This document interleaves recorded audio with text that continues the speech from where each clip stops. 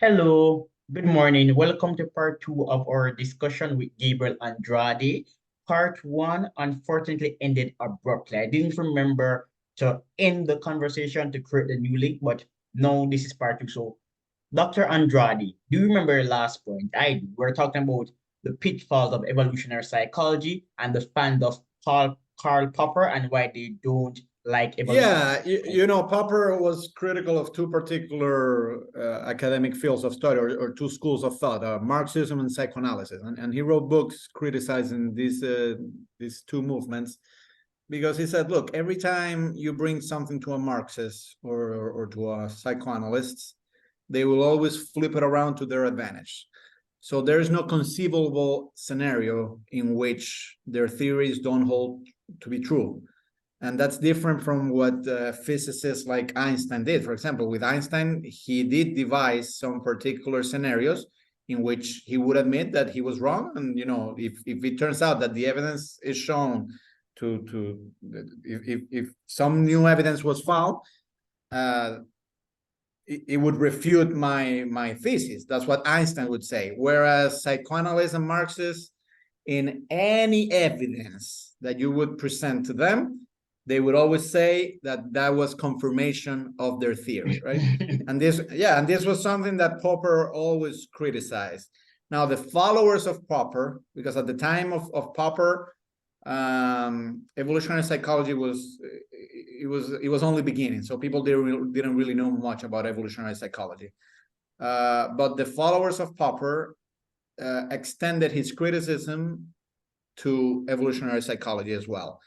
Because it is true that sometimes when you bring evolutionary psychologists and you say, well, but what you're claiming doesn't really seem to correspond with this particular evidence, they do have a tendency to form ad hoc hypotheses and to say, actually, no, if you look at it closely, it is further confirmation of our hypothesis.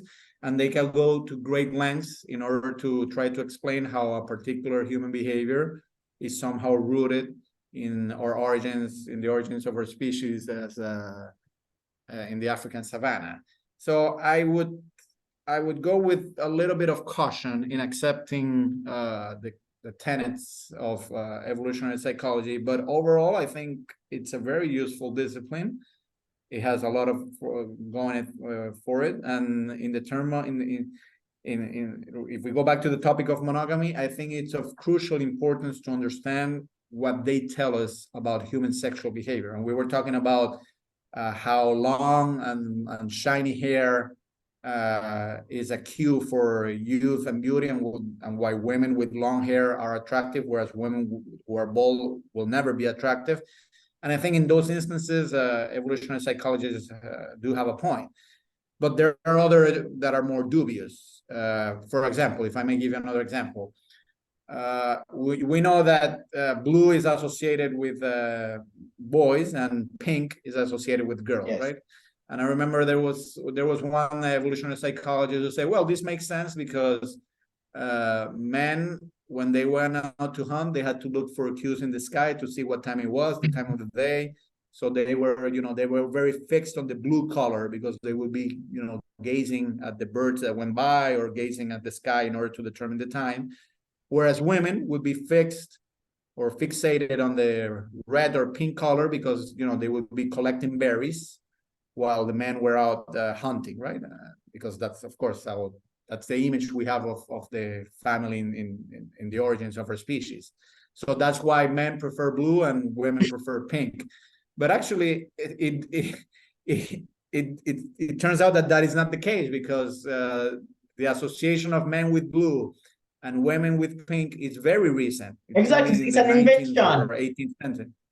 Yeah, exactly. But there was one evolutionary psychologist who tried to provide an evolutionary explanation for these color preferences. And this is a cautionary tale of how far some people can take some of these theories. So again, I mean, I would, when it comes to human sexuality and the evolutionary psychology of attractiveness, I welcome those insights, but I would always take it with a pinch of salt. Yes. So we're going to get back to discussing monogamy. Is monogamy beneficial for children? Yes, absolutely. And for various reasons. Now, first of all, if we compare human infants with infants of other species, and particularly species that are with other primates, we are far more vulnerable at birth. And the human infant requires a greater parental investment than in chimpanzees or gorillas and so on, right? And that implies that it requires a greater effort from our parents in order for us as newly born children to survive. If monogamy pair bonds are not formed, then that implies a greater neglect of children. Because of, again, if I have many women, I already have the problem that other men are excluded from the harem, right? But additionally, if I'm providing resources for one baby, to a certain extent, I'm neglecting the baby with the other women because I'm not fully dedicating all my efforts to the protection of the infant that was born to a particular woman. Now, this is why some conservatives who follow evolutionary psychology say that we were naturally monogamous because of the vulnerability of infants and the great levels of parental investment that are needed. And I would say they're right to a certain extent, but not to the same extent as, for example, birds. It has long been recognized that birds are the most monogamous of all species because hatching the egg and protecting the egg requires a lot of parental investment. And therefore, a male bird cannot afford to have many female birds at his disposal because the female bird cannot on her own fully bring to development the egg. It requires a joint action of male and female birds, taking care of the egg and hatching the egg and so on. To a certain extent, that's what happens in the human species, although in a lesser degree. So that's why, if I go back to what I was saying, we are halfway or somewhere in between polygyny and monogamy. But having said this, it definitely neglects the care of children if you are not able to concentrate all your efforts, all your parental efforts with the offspring of one woman in particular. Rather, if you have many women with many children, it dilutes your parental efforts as a man, and ultimately those children are the ones who suffer. Additionally, there is also the problem that if you have many women and for X or Y, you are replaced by another man coming in, that increases the probability of the new alpha male coming in, harming or just killing the children who are not your own, of the children of women who are in the harem, but you did not father those children. And historically, we have many examples of this. We know that this happens in other species, in species that are not monogamous. For example, I know that lions, some felines do this, and some primates do it as well. Whenever the alpha male is replaced by another one, not usually, but it does happen that the new alpha male kills the offspring of the females, the offspring that was not fathered by the new alpha male. But amongst humans, this has happened too. For example, the Ottoman Empire, this was a constant dynamic. Probably the one society that everybody can think of when you think of harems, it's the Ottoman Empire, right? And it was known for two things. First, for the intrigue amongst women and for the seclusion of women. They were kept separate from the rest of the society because the sultans were very concerned that other men might come and court them. And the man who took care of those women, there were eunuchs. So their genitals were removed, because that was one way that the Sultan would be assured that whatever dealings each of those women had with men, it would not lead to a sexual encounter. That was the first thing, right? So there was a lot of intrigue amongst women in order to decide, okay, who would be the successor and so on. There was a lot of jealousy amongst women, but also some comparison.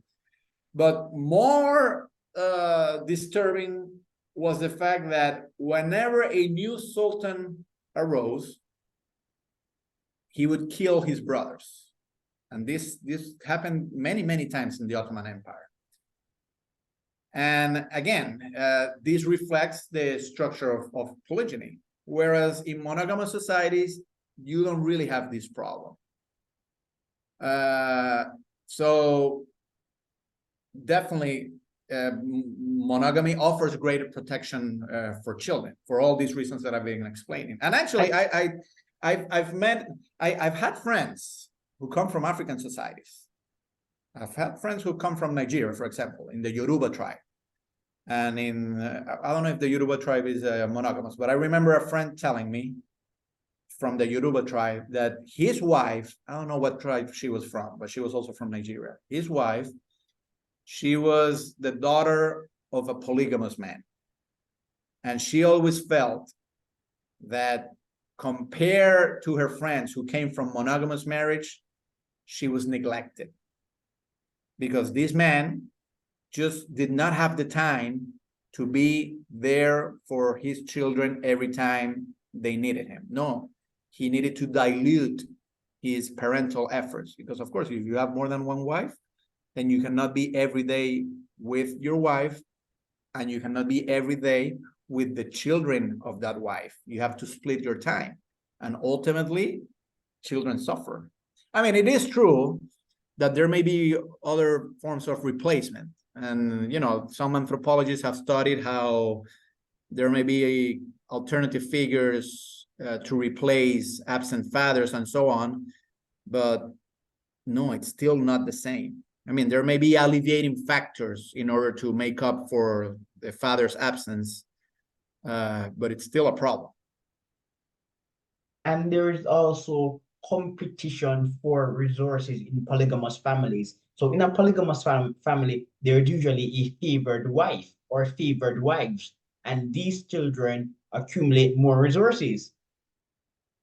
Yes, Sometimes absolutely. And abuse this is was also very common in rampant. the Ottoman Empire. Abuse is also more rampant in polygamous families. Absolutely, because there, as I was telling you, there are hierarchies. Yes. There are hierarchies between the man who has the woman and the man who do not have the woman. That's the first inequality. There are also inequalities between men and women. But furthermore, there's a third type of inequality, which is amongst the women of the harem. Yes. Yes. And this also leads to all sorts of intrigue and problems. Yes. And it was very common in the Ottoman Empire. And the women sometimes can even be more brutal and manipulative than the men, because they want to preserve the status of their children. So it's a form of competition where it has to be said that my son is the brightest, or my son, my sons are the most esteemed sons in the family. Yes, of course. And again, this was very common in the Ottoman Empire. And you know, succession was always a problem in the Ottoman Empire, because whenever the new sultan came in, he had to eradicate the women and children that the deceased sultan left in order to ensure that there would be no competition, because succession rules were never really clear. But even if they were, there would always be other claimants on the grounds that, you know, there were many children, and it's not always easy to establish who was the favorite wife and so on. And that's why primogeniture is so efficient. Say it again. That's why what? That's why primogeniture is so efficient. Rule of the eldest son. Yes, that's a way that Western societies manage to overcome this problem. You talked about Alan McFarlane. Yes. I know this anthropology. He has written a great deal about this, about how primogeniture eventually tried to solve this problem to a certain extent, never to full satisfaction. So in your paper, you mentioned incels, but incels are not a feature of modernity. Modernity has amplified the problems of incelhood. That's my term. Historically, the wealthiest men monopolized women and resources. Some researchers have shown that with development, monogamy became the norm. But there's a downside, or rather a flip side. With capitalism, women are now more empowered and educated. Many of them think that they don't need men.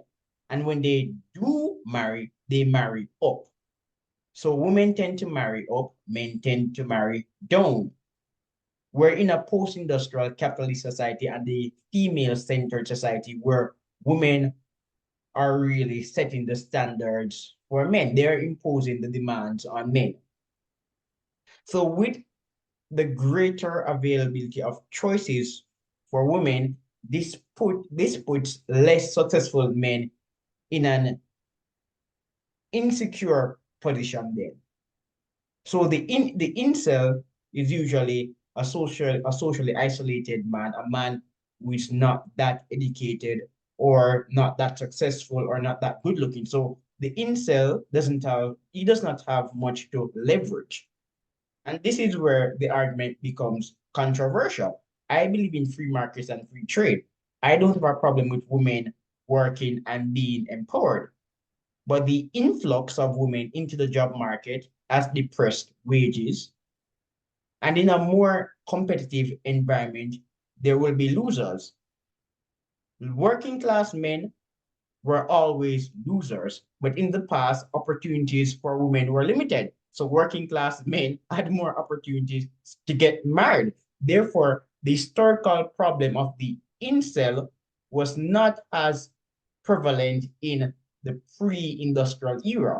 In the post-industrial era, the problem of the incel has become amplified because women now have more options and more opportunities to earn. That's the real issue. Yeah, I mean, your analysis it certainly has a logic of its own, but we have to balance.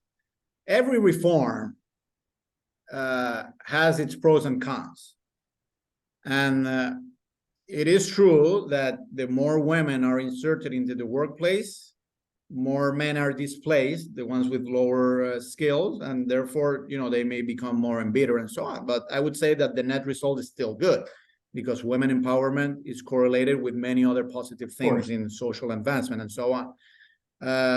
But what I would suggest is what someone like, for example, Jordan Peterson has, although I don't follow Jordan Peterson in every regard, but I think he does have a point in saying, look, the problem of incels, at least partly, can be addressed by, let's say, advancing a greater approval of monogamy in society. Not enforce monogamy. I don't know if he goes to that extent. And if he does, I don't agree with him, because I don't think it should be criminalized, non-monogamy. But I do think that politicians, intellectual leaders, professors, celebrities, and so on, they do have the social responsibility to tell their followers the best for our society is one man, one woman. I don't think the law should get involved, but I think many other actors have the moral, who have leverage on other people. They do have then the moral duty to tell their followers, or to shape their followers' behavior, so as to preserve the institution of monogamy as a social norm. And I've told you that I don't think monogamy should be criminalized, and Neither do non-monogamy should I. be criminalized. Yeah, yeah, it would be a really stupid idea to do that. But there are non-coercive ways of doing that. And So you mean fundamentally, polygamy? Polygamy should not be criminalized. You said monogamy by error. no, yeah, I say non-monogamy. Oh, okay, no Yeah, monogamy. you have to keep it. Yeah, but it's an important point you're making. You and I were assuming that if it's not monogamy, then it is polygamy. And by polygamy, we probably understand polygyny, one man, many women, right? But the thing is that critics of monogamy today, they claim that, oh, no, no, no, no, no. Why are you assuming that the only alternative to monogamy is polygyny? There's also free love. Polyamory. There is polyamory, exactly. But I think that's a very naive point of view, because left to our own devices, if monogamy is not protected in the way that I'm proposing that it should be protected, which is through non-coercive legal action, such as resisting plural marriage, or through moral influence on behalf of, politicians, celebrities, university professors, and so on. If we're left to our own devices, it's very unlikely that we will default, that we will be polyamorous, or we will have some other arrangement that it is not polygyny. I mean, ultimately, it comes down to just two alternatives: either monogamy or polygyny. Polyamorous relationships, even though they exist, they're very hard to find worldwide. And I think for clear evolutionary reasons, polygyny is likely to exist, and it's probably the natural mode of our mating system, because men by default are very jealous, whereas women are not as much. And why is that the case? Amongst other things, that is the case because women have parental certainty. When they have a child, they know that it is their child, whereas men do not have parental certainty. We can never know if the children that we're raising are actually ours, right? And ultimately, that has led, through evolutionary forces, that has led to men being more jealous than women. Now, in a polygynous system, the men can have many women, but they also have to make sure that women do not have access to other men. And this is jealousy driving their behavior. Men are not likely to tolerate a polyandrous system. No. And that's why polyandry. Polyamory is just a bourgeois fad. That's what it is. Well, it's a bourgeois fad selecting for a certain type of personality. The average man will not entertain a polyamorous relationship. Yes, I think you're right. Although, I mean, it depends on what you understand as bourgeois, but there were attempts at polyamorous relationships even in ancient times. Some Gnostic sects, for example, exactly, again, had communes and stuff like that. An unusual group of people. Yes, very unusual, very unusual. Now, it is true that there have been some evolutionary, well, I wouldn't call them psychologists, but some people who have appealed to evolutionary psychology to claim that our default mode was polyamorous relationships. There was a famous book that's called Sex at Dawn. Yes, I know. By Christopher Ryan. Yeah. And, they claim that before the dawn of civilization, during the Paleolithic, during the origins of our species, human beings were polyamorous. But I find that very hard to believe, because they just cannot explain away the problem of parental uncertainty. I mean, why would a man agree to a polyamorous relationship if by doing so, he can never be certain of whether or not he is the father of the child that he's raising? A woman doesn't have this problem. A woman doesn't have this problem because she knows that the child she's raising is hers. It came from her own womb. But that is not the case with a man.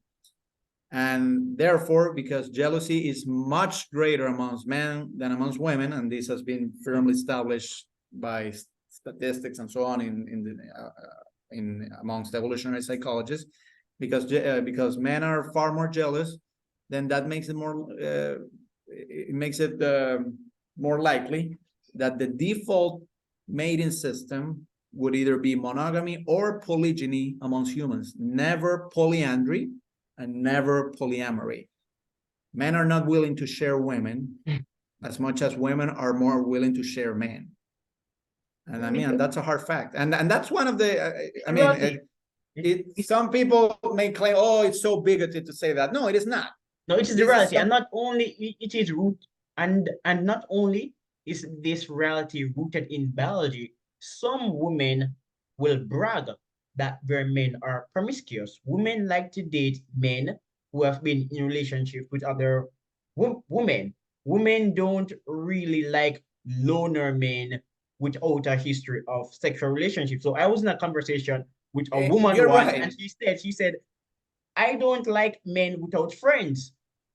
So women tend to like men who can show their sexual prowess. Yes, So, but with some limits, with some limits. Exactly, I mean, as long as they acquire the larger piece of the pie. Yes.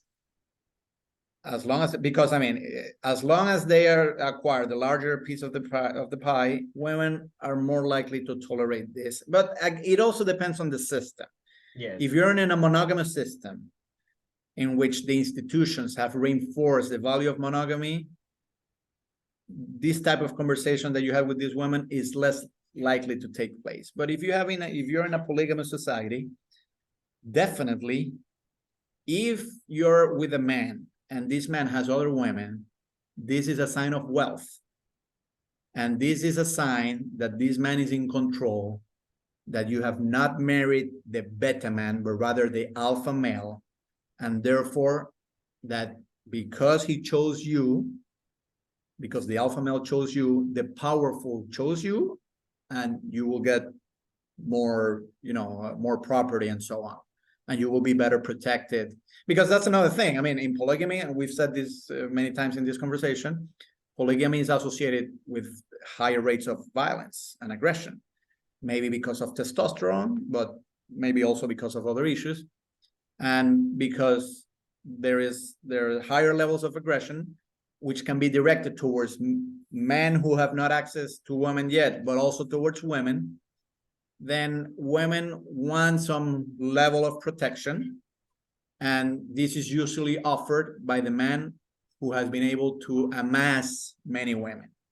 So in this type of society, I can certainly envision this type of conversation that you had with this woman. However, if you are in a society in which it's more modernized and monogamy has been more strengthened through the intervention of other institutions and so on, then it's less likely that women would value a man who has, multiple pairings and so on. Secondly, studies do show that women are more emotionally invested in sex. They cannot have sex like men. So it's highly unlikely that exactly. that one woman will have several husbands. They exactly, equate and sex with love. Absolutely, and that's why polyandry is a rarity in the anthropological record. I mean, it does take place in some specific places, but it's very rare. And I think those are the two main reasons. First of all, men are more jealous, and therefore they're not willing to tolerate a polyandrous system. And second of all, women are less promiscuous, so they're more satisfied with just one man. But of course, there are trade-offs with that. Because, okay, they're more, as you say, they're more emotionally invested. So they require greater emotional attention from their man than men require emotional attention from women. Yes. Even in the cases where there is polyandry, for example, in Tibet, that's one of the places where polyandry has been found. It's usually what's called a Delphic polyandry, meaning that a woman marries two brothers. Now, why would a woman marry two brothers? Well, because it gives men a higher degree of parental certainty. If I'm with a woman and my brother is also with that woman, I can never be sure if that child that will be born from that union is actually my child. But at least if my competitor is my own brother, then at least I know that that child will carry more of my genes because he has been fathered by my own brother, right? And that's why polyandry, it's usually, not always, but it is usually adelphic between brothers, right? And at least in the case of Tibet also, it also has to do with the preservation of land. Because in that rugged terrain, because it's mountains, because there are not many lands available, if a man was to have many women, there would not be enough land for distribution.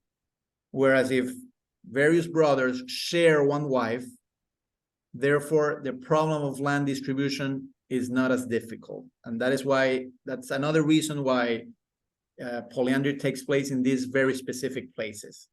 So you see, polyandry is very difficult to find outside these special circumstances. And I think it goes back to our human nature. So that's why when Henrik was testifying in the trial about whether or not polygamy should be accepted as a marriage in Canada, he was saying, look, you may think that by allowing plural marriage, whatever form it takes, whether it's polygynous or polyamorous, let's say 3 men marrying 3 women and so on, ultimately, what's going to happen is that we're going to default to what human nature has conditioned us to do, which is to go back to polygyny. So you're basically giving a blank check to polygynists, thinking that some weird people, some bourgeois, as you say, will be the polyamorous will have some freedom to do whatever they want. And yeah, maybe 2 or 3 of them will be very happy in knowing that 4 men can marry 4 women and so on. But at the end of the day, that's not what's going to happen. What's going to happen is that we will revert back to previous times in which 1 man will be married to 10 women. And whenever one of those 10 women will say, oh, but I also want to marry a second man, she just won't be allowed by that man. And that's why, Henrik and other defenders of monogamy have said, look, it's dangerous. It's dangerous. It's better to leave it as it is. We can think that in the name of progress and in the name of liberalism, we want to be so liberal so as to say, oh, everybody has the same right to marry. If you want one person to marry 3 more, it's fine. Or, 3 men with 1 woman, 1 woman with 3 women with 1 man, 1 man with 4 women, whatever permutation. But at the end of the day, that's very naive. It's very naive. Women tend to follow the precedents established by their husband. So conservative men who marry women, their wives tend to vote Republican. Women, and again, research has demonstrated repeatedly that women like dominant men, they like aggressive men. So feminists will say, we want sensitive men, but they don't date sensitive men. Feminists even have rape fantasies. That's a different debate over, but you get the point. So if we allow polygamous relationships, men will marry several women and women won't have a choice, and many of them will prefer to kowtow to their husband's preference. Well, I don't know if in Western societies that would be the case. Well, because the studies, many of the studies that show that women prefer dominant men have evaluated Western women. Yeah, so, but if we but if we continue on the march forward towards women empowerment by going, by having abortion rights and being inserted into the workplace and so on, they would have many other protective factors that would prevent this from happening, I would think, right? But when it comes to the non-Western world, that's a whole different story. So I don't think that allowing plural marriage in the Western world would be as dramatic as allowing it in the non-Western world. I mean, the effects of non-monogamy in Africa would be more pronounced that the effects of non-monogamy in the West. Because I mean, what happens if we authorize plural marriage in Western societies? Well, I would agree with you that in the long term, we will revert back to polygyny. But at least in the initial phases, there will be people who will feel more liberated, and they might experiment with polyandrous arrangements or polyamorous arrangements. But certainly in the long term, it will probably revert back to polygyny. But I think that in the West, as opposed to, let's say, Africa or the Middle East,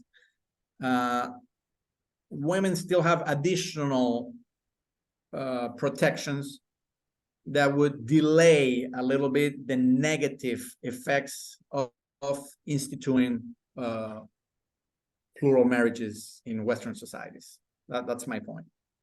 Okay, point taken. I agree with you, but I find it so far this is only occurring on a superficial level. Although some years ago there was a landmark paper touting the adverse effects of the feminist movement, arguing that women have never been as financially empowered.